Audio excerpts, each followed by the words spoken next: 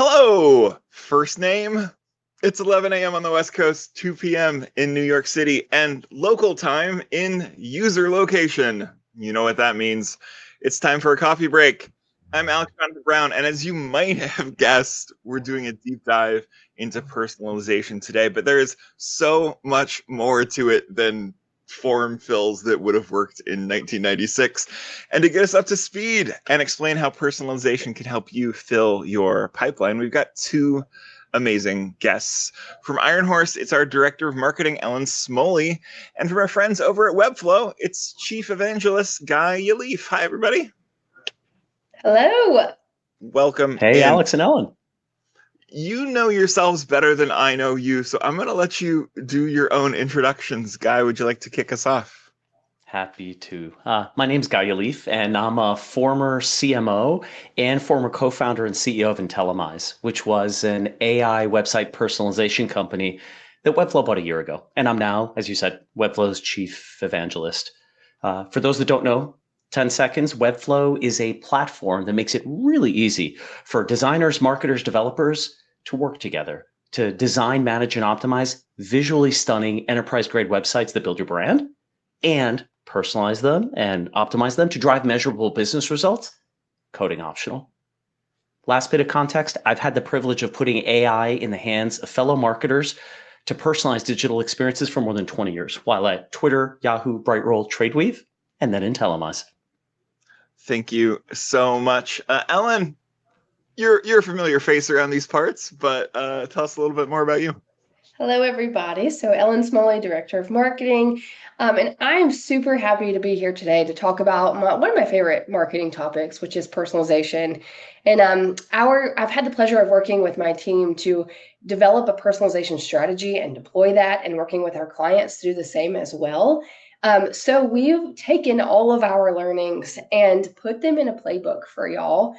So that's why we're here today, is to kind of open up that playbook and talk about it. But it is also located in the documents section of Goldcast. So if you click up docs at the top, then you'll find that and go to the playbook and download it. But today we'll give you two little sneak peeks of the plays, and then download that and see the rest of the 8. There's 10 really great plays in there that our team has put together for y'all. So excited to be here and talk you through it. Thanks, Ellen. I'm so glad you are both here. Before we get started, we want to take just a little temperature of the room. So I'm going to go ahead and open our first poll. Basically, just let us know, how would you describe the maturity of your personalization strategy? Basic, intermediate, advanced, or you don't have one yet? All of those answers are fine. And wherever you are in your journey, we hope that this proves helpful to you. But Guy, I think to start the conversation, like, I obviously opened with an incredibly hilarious bit It was about wonderful. first name stuff. Thank you.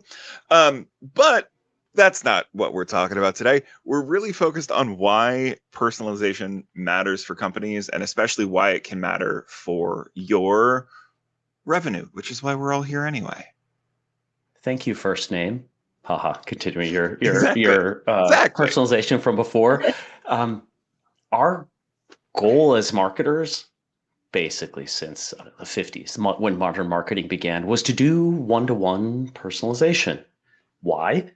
To be genuinely helpful, to be relevant as we move prospects through the funnel. And today, now, we can actually meet each prospect where they are in their own journey. And we've actually been doing it for a while. Predictive AI, not the Gen AI we're all talking about now, it's been helping us personalize ads and emails down to the individual for more than 20 years. And just about a decade ago, I had the privilege of co-founding and being CEO of Intellimize, which brought similar new predictive AI, similar logic, to do the same thing on websites. Now, Gen AI is added to both, making it easier to create content at scale, all of which is with the goal of then helping move people through the funnel and drive more revenue. I think that's such a useful overview of kind of like where things are and where things have shifted. But can you kind of talk us through some of the basics of effective personalization now in 2025 and the state of things? Absolutely. Two, three things come to mind. First, choose your target. Find high impact opportunities. Typically, it's high probability to begin by looking at the journey from first touch all the way through to conversion, which typically then is like pipeline or revenue. When you optimize off of that journey, you may do a lot of work and get great lift, but it won't drive the revenue you're looking for. And so often we as marketers, when we're thinking about that journey, we don't actually have the data readily available to us. You go to your tool and you see this like spider chart of where everybody ever has gone on your site. I invite you not to get trapped in that. I invite you to think about like, hey, what were you trying to achieve at each step in the journey? What journey have you been trying to craft? You already have intuition on this. It's not that the data isn't key. It's that the data practically often isn't available to us in a usable way. So then look at that journey. Look for points on that journey that have like a lot of traffic and high drop off. Those are the leverage points. Those are the place to invest your energy. Then 2, go meet each prospect where they are. Take what you know about that prospect and use it to the best of your then current ability. And what you know typically falls into 3 buckets. 1, behavior. What have they done on your site and other touch points that you have? 2, you've got contextual data. What device, what location, what day of week, and so on. And 3, you might have enriched with firmographic or demographic data. Like, are they enterprise or SMB? What industry are they in? Tells you a lot about what they're trying to accomplish. And the final, Alex, is to put those to work to personalize. And I invite each of us to have a mental model about the granularity of personalization as a key to our strategy. You can improve the experience for everybody at once. That's A/B testing. You can improve the experience for an individual segment.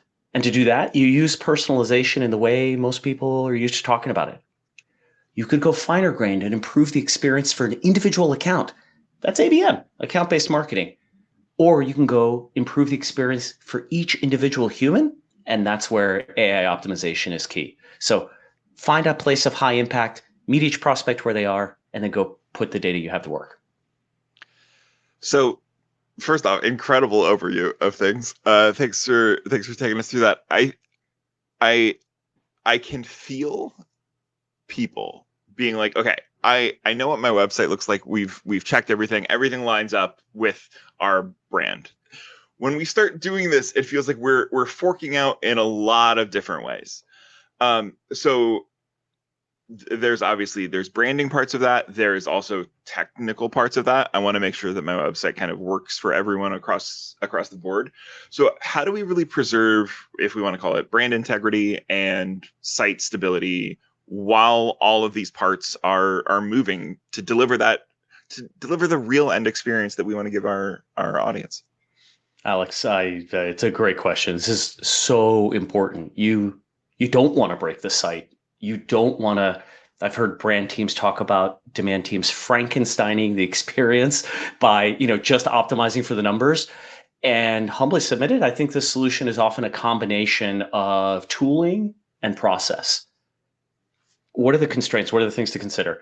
I think our creative teams, they typically want like total creative freedom. They want to tell emotionally evocative, visually compelling stories.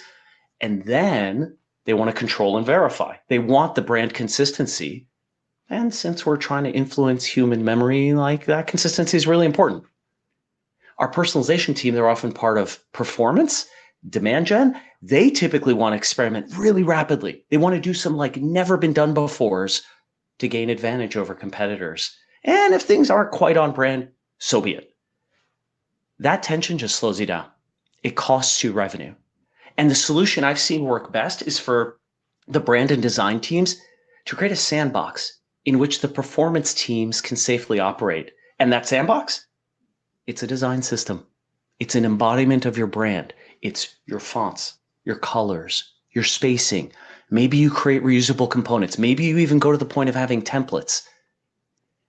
Manually, this is often a document that requires enforcement through constant reviews, which the performance teams are like, this just slows me down. However, you can use tooling, Webflow happens to be an example of that, to empower teams. Instead of these reviews being a burden, the brand teams can give the performance teams all these brand elements in a tool, and the performance teams, they can then experiment as fast as they're capable because all the experimentation will happen within that sandbox, within the style guide framework because the performance teams don't have anything else to work with. And so I think ultimately this is about effectively creating a playground where folks optimizing the numbers can operate safely. From a creative, like primarily one of the tasks I do here at Iron Horse is as a copywriter. And the number of times where I have got into virtual almost fistfights over it doesn't say in the doc that I can't do this, which I think means I should be able to do this, is high. And so having that built into a system where it's just very clear, like, no, it's not in your sandbox. It's no, do it in the way that the sandbox says. Just that space to play and those guidelines. Creatives are really like puppies. We just want guidelines to play around in. Hopefully it saves a lot of time. I love that. Yeah. Hopefully. So there are differences in the level of personalization, though. Like I said, we're all very familiar with first name replacement, if we want to stretch it back that far. But some of the stuff that we're talking about and thinking about is really complex. So as we're kind of working through this, how do we know where we kind of want to fall between simple or complex personalization tactics? That rings a lot of bells. When we started in Telemize, we thought empowering marketers to do more technically complex personalizations was really important. We thought more technically involved experiments would yield more revenue.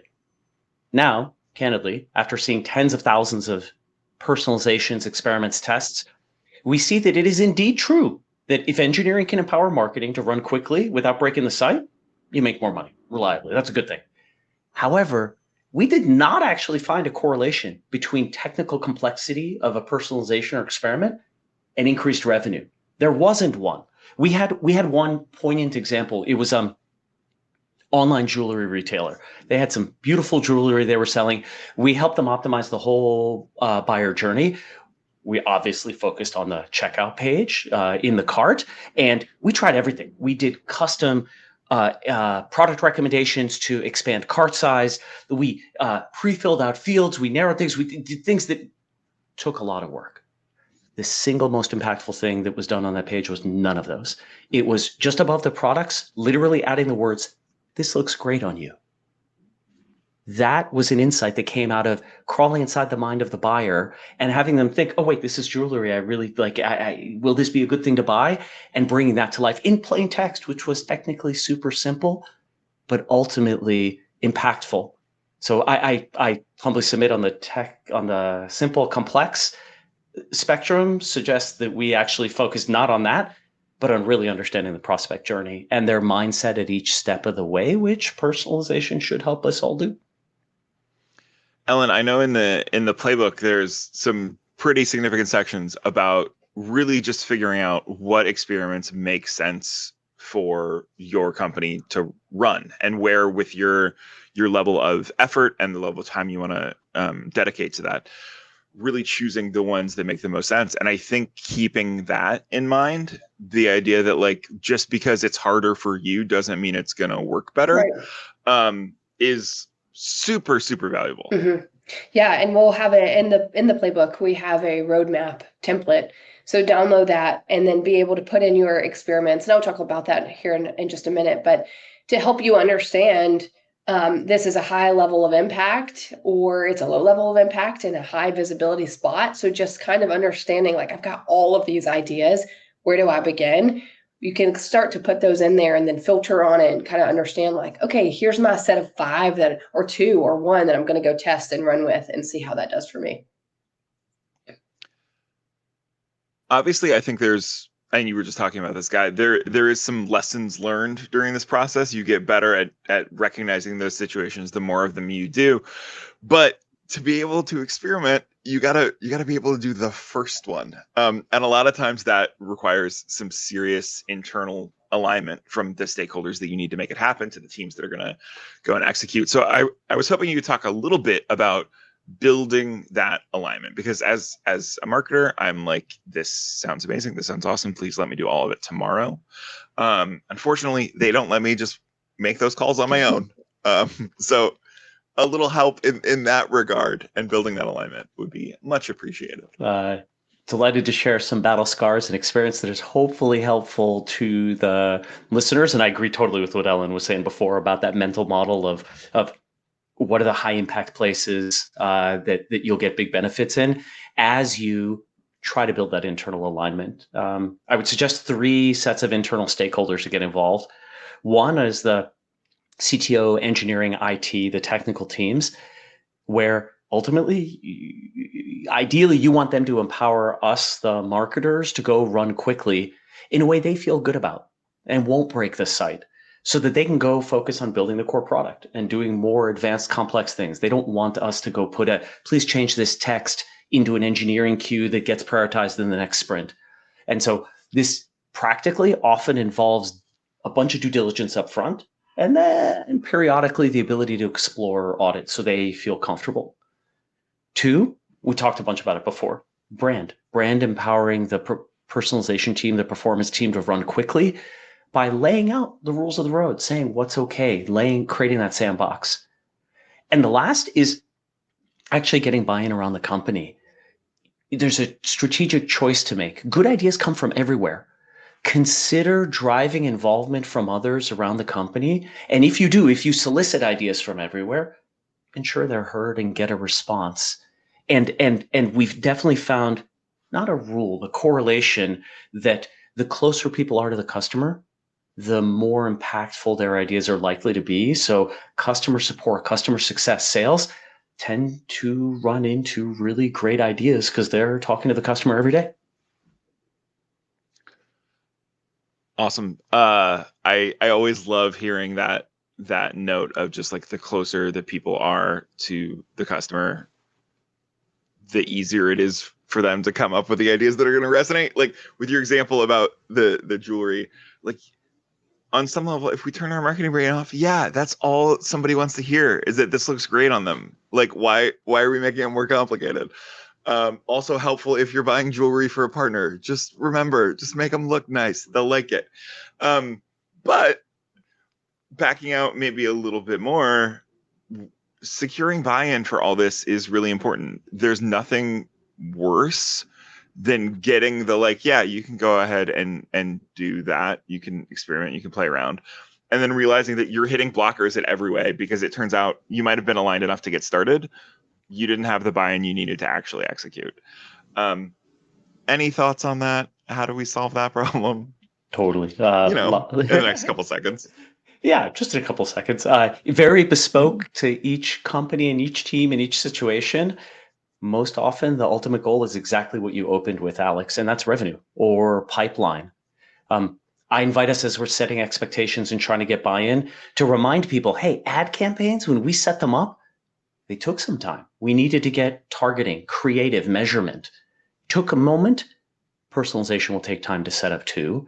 And then invite yourself to be evaluated against speed and lift in pipeline or revenue, but not every day, maybe every quarter. Because if you focus on lift on week 2, you're almost certainly not going to get what you or those folks you need buy-in from want. Why? Because this whole game is probabilistic. This is experimentation where if we knew the answer, if there were rules, we just implement them. But instead, industry benchmark is that 70 to 90% of the experiments you run, they're not going to drive improvement. And so what you really want to optimize for is speed of learning, because that speed plus the customer insight you were talking about earlier, that will inevitably lead to pipeline and revenue. I think that's one of those things that is so important for so much of what we do as marketers, but especially when we get into this more experimentation place, is really just from the beginning, start managing those expectations. Like, and don't let yourself get into sales mode about here are all the things that this is going to do for you tomorrow. Because it's not like that process is where like you're building the bricks to get to that success. It is the dumb Thomas Edison quote or idea about how many times he built a light bulb before he built a light bulb, right? It's very much that. And we don't do ourselves a service by acting like that's not the process. success, especially when it comes to clients. Like, it's And by the important way, it's easy to talk fall about into that. that trap because we want the yes from those we're looking for approval from, and then you end Yeah. up promising something that practically you can't deliver. And it is like the momentum there, like we talked about, when you're learning, each time you do it gets faster. It's just the slow grind, or hopefully not always slow. See, I just did it right there. It's hard for me to say. This might take a bit, but it's worth having those conversations. But that is not the only concern that can come up when we talk to people about these kind of big personalization efforts. So from where you're at, chief evangelist, you're out in the world. I'm sure you hear it a lot. What are some of the concerns that kind of you bump into, and how do you address those? Rapid fire, the top three I hear. One, are you going to slow down the site? Easy to solve. Just run a test and see, and you'll know very quickly. Two, we don't have enough data on our prospects. In fact, a bunch of them are anonymous. You actually now can personalize for 100% of visitors on first page view with the right intuition and tooling. AI optimization is especially useful here because it can find correlations between conversion and your creative that us mere mortals wouldn't find without extra data. Like, hypothetical example, in New York, on weekday evenings, on mobile devices, for first-time visitors, you didn't need any extra data to know those things. This headline works best. And the third concern, you're going to Frankenstein the brand. And there, to our discussion about design system and some process and tooling, I think that's the antidote for that one. Awesome. We got an incredibly well-timed comment in the chat. Hey, Ellen, let's talk about the playbook a little bit. So, Guy, thank you so much for chatting us through that. And now, Ellen, we get to talk a little bit more about the plays that we've kind of worked to put together to really take those ideas and start to like show you how they can work. It's the follow-up content from this conversation, I think, and a great next step. So maybe give us some quick examples of some of the plays that you can find in the playbook. And again, if you don't have it yet, it's in the Docs tab. Great. Should be right above the chat. Yeah, so Guy told us, the number one goal that we have is to drive revenue. And so we had that in mind as we created these plays, and as we've learned from a ton of plays that we've done for ourselves and for our clients. So I'm going to share a few, and then download the playbook, and you can find the rest. This first one here is the goal here is to accelerate pipeline velocity. That was our main goal, to drive more revenue. So one really great example here, and this was really fun to put together. So you can see in the top my little like equation. So I used our CRM to pull down the opportunity stage, and I was looking for late stage opportunities and visitors who are returning to the site. So as Guy mentioned, I don't even have to know who these visitors are. I just know that they are part of this account that's in a late stage opportunity, and they're a returning visitor. So what I wanted to do here is to customize the hello bar, which is you can customize whatever you want. But one space that we use all the time at Iron Horse is this little message bar at the top. And so we have that message bar at the top, and we're able to customize that. So if you are late stage opportunity and you're a returning visitor, then you see a different message here. And it says, hey, let's pick up where you left off. And it has a link to book time with your sales rep. So it doesn't take you off to the contact us form where you're going to wait a little while. You'd contact your rep who you once were in contact with or your team was in contact with. One thing that we wanted to measure here was the increase in the reactivation rate of these stalled opportunities. So this one was really fun to put together and watch. This second one here, so we all spend a lot of time on our advertisements. We spend a lot of time, we spend a lot of money. And what, as a marketer, I have found myself so aggravated that my bounce rates continue to be high. And so it's really taking a look at like, there's so many variables. Is it my messaging? Is it my imagery? Is it my CTAs? What is it? And one thing that we could really focus on was that, okay, when people are coming from this ad, I need to make sure that they have an experience that looks like where they clicked from. So in this example here, you can see that our main goal here was to increase conversion rates of those display ads. And we have the ad here on the left. And if we didn't personalize the page at all, you came to an Iron Horse page, looked kind of similar, maybe some similar messaging, but we really took it the next step by personalizing and putting in the same imagery. We changed out the predictable messaging so that matched. And then we used some account tokens to personalize it for the account name there too. So by doing this, it was not, 5 different technologies coming together. I was using our personalization tool, so Webflow Optimize, and looking at the UTM campaign. So all I had to do was make sure that that was in the ad, and that's the audience that saw that. So super simple way to just make a really big impact on that audience. So there are 2 of the 10, experiments that are in the playbook. And we've heard a lot from our clients and from internally too, is where do I begin and kind of how do I prioritize all of my ideas? So in the playbook, we have a personalization experiment roadmap template, and we filled it out with all of the 10 experiments that we have in the playbook. So you can kind of see our thinking as you go through that. But this, you download it, and there's a Your Plays tab that's completely empty.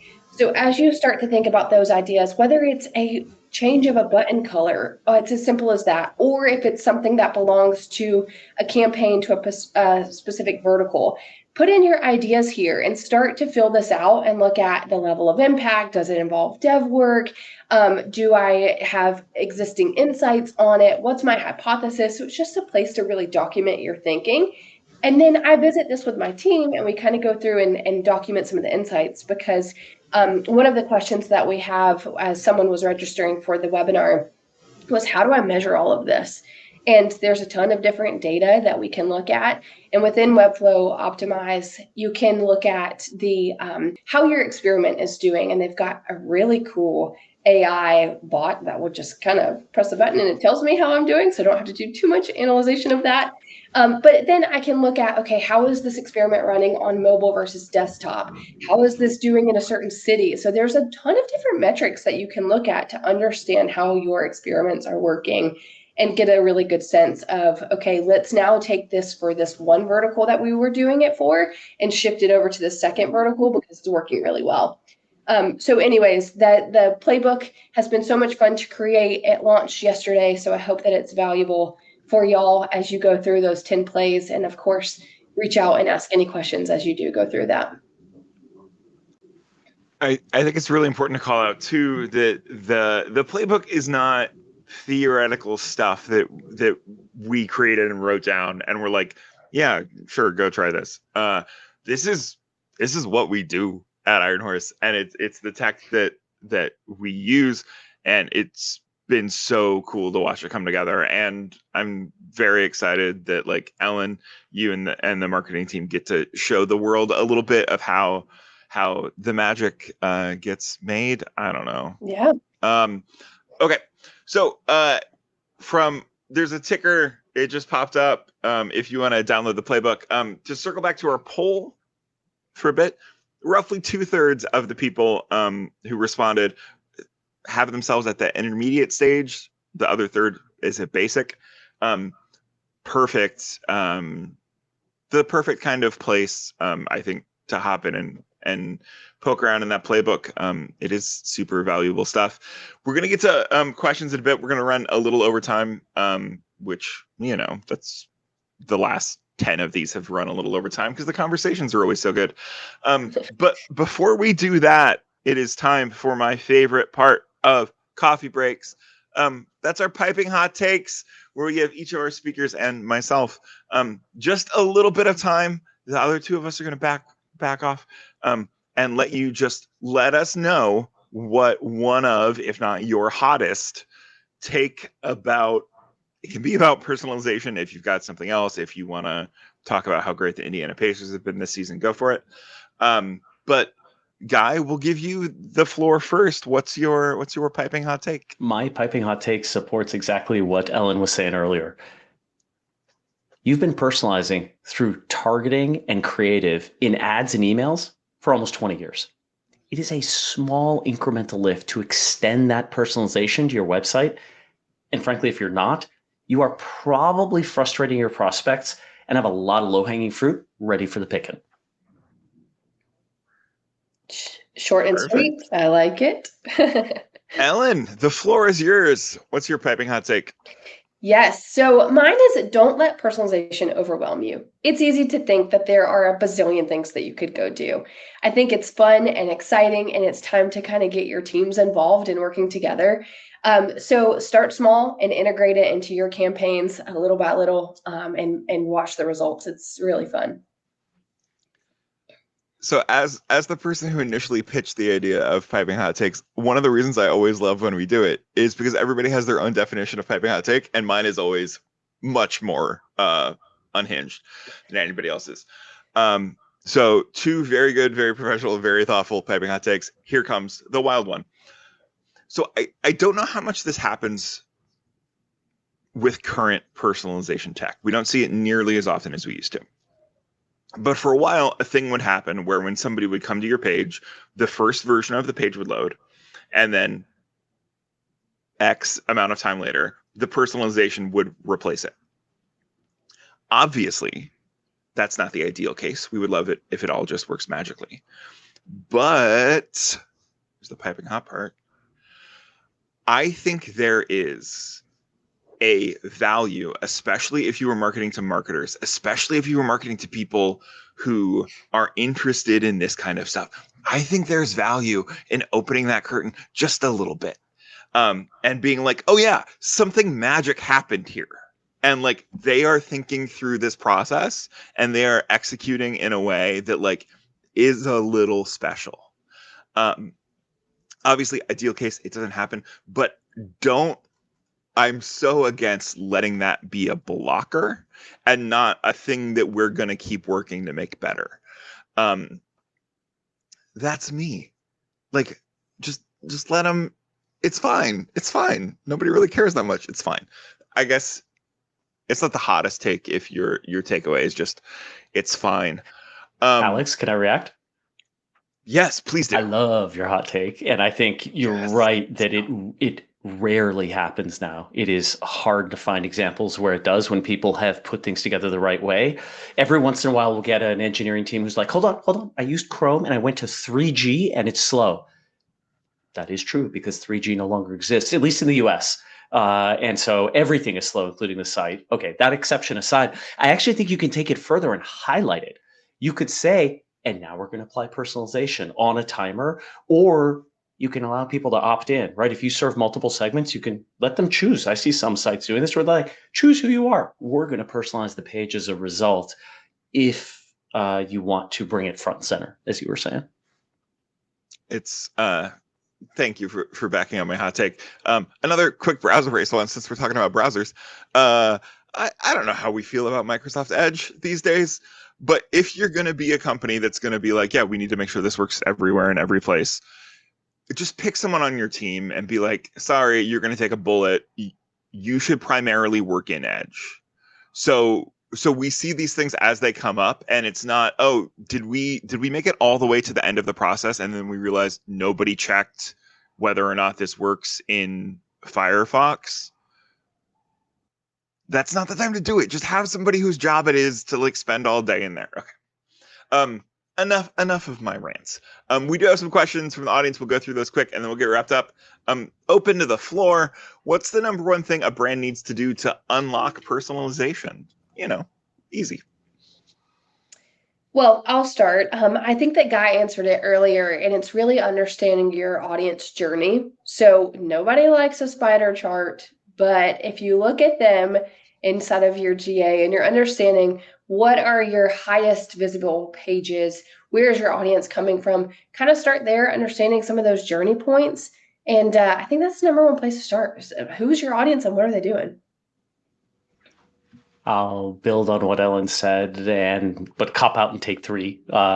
Customer insight, exactly what Ellen was talking about. And sometimes folks say, I can't do this yet. I need to go do some big study. I think those are great. you also already know a lot about your customers and can activate that. Two is empowerment in the org, which we talked a bunch about, to test, fail quickly, and learn. And three is just some tooling to free up marketing to run quickly without breaking the brand or the site.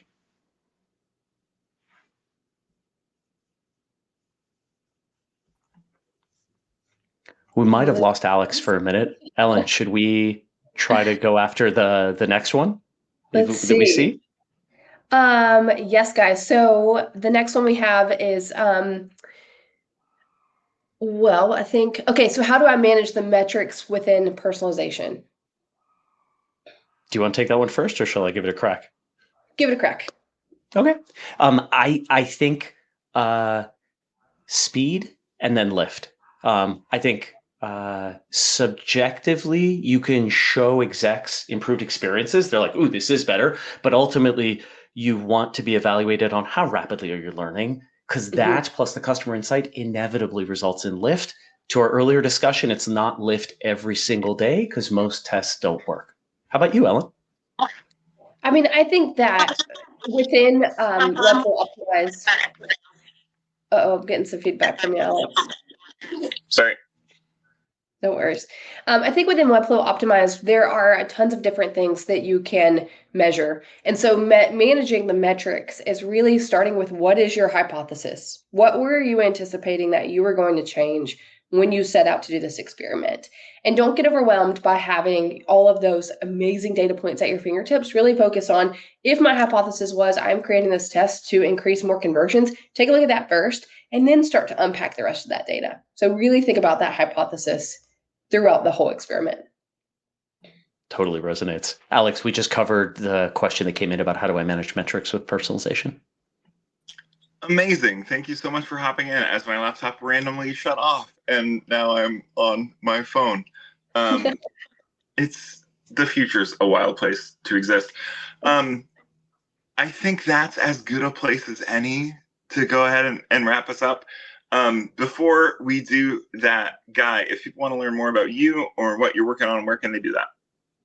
I would invite you to go to webflow.com and download our State of the Web report, where we surveyed 500 marketing execs about what they're doing. And I'd be delighted to continue the conversation directly on LinkedIn. Ellen, I know our plugs. If you want to learn more about what Ellen and I are doing, it's over at ironhorse.io. You can also connect with us on LinkedIn. But Ellen, one more time, let people know about the playbook. One more time. So the playbook is 10 really great plays that have been tried and tested, and we've done it for ourselves and for our clients. It's there. Thanks, Todd, our amazing ops manager who makes all of these run smoothly. Thanks for putting that there. So yes, download it and then reach out to me if you have any questions. We've been working on this for the past couple of weeks. I've thought about it a lot. So if you have any questions, just reach out to me. I'd love to talk about it. I can't recommend the playbook enough. I wasn't involved. I got to read it, and getting to do that as a reader was a delightful experience. Guy, Ellen, thank you again both so much for taking the time. Everybody who joined us, thanks for tuning in. And until next time, break's over. Let's get back to work. Bye, everybody. Bye. Bye.